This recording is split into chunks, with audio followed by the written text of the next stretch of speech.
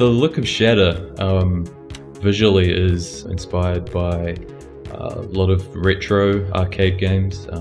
We really wanted to arrive at something that had that kind of arcade neon feel. We started off testing various graphic design styles in 2D, intending to kind of go down a very simple, iconic graphic sort of path. We didn't want to limit ourselves there, and we kind of decided to try and kind of make this more compelling 3D world. Each of the 3D worlds in Shatter is much more than just a pretty background.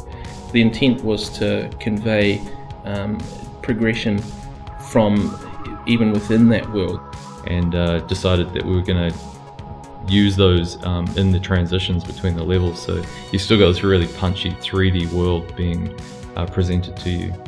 Each of these worlds has a very unique and distinct visual style.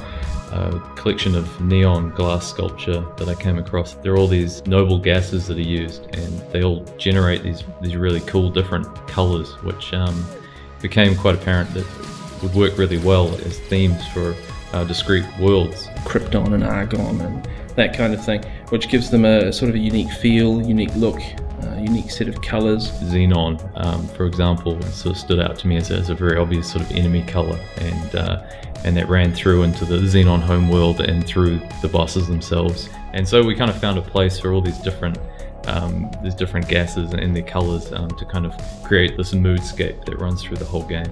The process for creating the worlds start with just some really basic sketches of these kind of abstract forms, because we wanted these worlds to feel like these kind of living neon sculptures. When we were designing Shatter, originally we were just sort of thinking about the core gameplay concepts of breaking bricks, but it became apparent very early on that providing some level of context to that activity would really help ground the gameplay. We wanted to give the player something to kind of strive for and a good emotive reason to keep going. Shatter starts out with the hero, the tail, Bat 1138. He's trapped in a cell in what's called the kinetic harvest.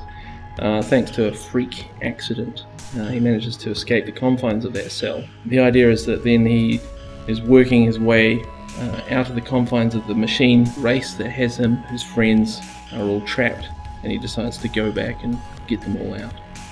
From very early on, the project was called Project Shatter right from the outset. I wanted everything to have this kind of reactive, animated feel, and nothing would happen without having some kind of feedback. When you smashed a brick, it shouldn't just disappear, it should break up into some fragments. Dynamically generating, particles and things that are coloured based on the level of damage that a brick has. We've got these splash damage effects that are happening. The damage is then reflected throughout the neighbouring bricks by heating them up and making them whiter and hotter. The look that we were after in the Xenon was that they were these kind of segmented crystalline mechanoid creatures that had this metallic skeleton running through them. They definitely evolved as we got through more of the designs. They're kind of more of the classic shooter type bosses. We would get a brief from the designers of how they want a certain mechanic to work, and then we would look at that and kind of see how that might apply to the Xenon Empire and how would it fit in the world that it was meant to be placed in. It ended up being a very tight collaboration between all the teams. There was no specific gameplay focus. It always started from gameplay, but visuals had a huge impact on where the gameplay ended up. We took the approach that ended up allowing the design to kind of evolve and add new things and still look really cool.